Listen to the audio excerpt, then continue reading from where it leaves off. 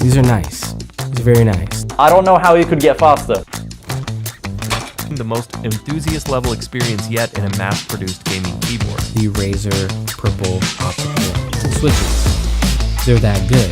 So they have laser beams inside of them. These optical switches are the best gaming-centric switches on any keyboard right now. I love the new switches, And this new upgrade just makes them even better. I was completely surprised at how fantastic they felt. When you're gaming, oh my god, that is going to make a big difference. Overall, in my opinion, the Huntsman Mini is the best Razer keyboard that they've produced yet. they've really listened to community feedback over the years. Razer is really the only company who are reaching out to reviewers and media and community. Razer has really put forth a real contender for your money for a 60% keyboard. The Razer Huntsman Mini is a solid recommendation.